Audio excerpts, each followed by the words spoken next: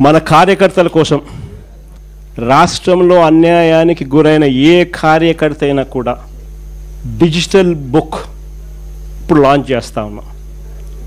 మీ అందరి సమక్షంలో రేపొద్దున రాష్ట్రంలో ఎక్కడ ఎవరికి ఏ అన్యాయం ఇప్పటికే జరిగినా ఆ డిజిటల్ బుక్ను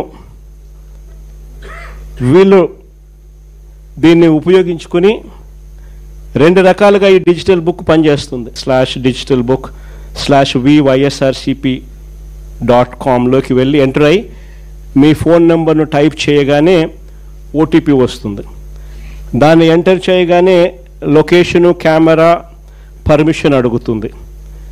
అది మీరు ఇవ్వగానే మొదట మీకు జరిగిన అన్యాయం గురించి వివరాలు అడుగుతుంది, మీరు నమోదు చేయాలి.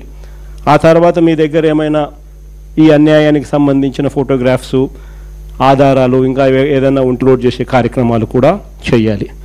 ఆ తర్వాత అది ఆటోమేటిక్లీ ఆ డిజిటల్ బుక్లో స్టోర్ అయిపోతుంది. ఇది ఒక రకమైన పద్ధతి. రెండో పద్ధతి IVRS విధానం కూడా ఉంది. అంటే ఒక టెలిఫోన్ నెంబర్ 04049171718.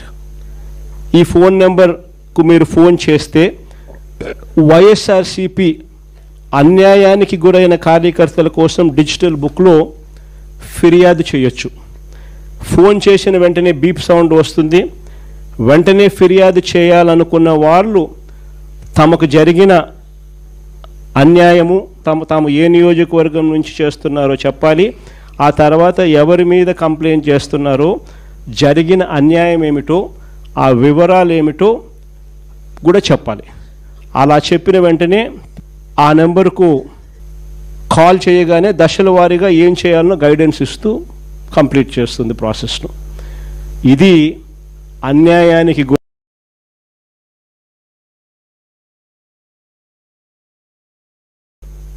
నిలబెట్టించి శిక్ష పడేలా అన్యాయానికి ఈరోజు గురైన వ్యక్తికి సంతోషం కలిగించేలా ప్రతి అడుగు దీని ద్వారా పడుతుంది.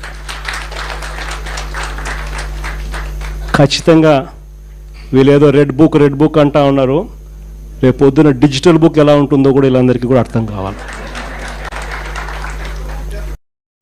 ఈరోజు దాదాపుగా 16-17 నెలలు అయిపోయిన నేపథ్యంలో ఈరోజు ఈ సమావేశం నిర్వహిస్తూ ఉన్నాం.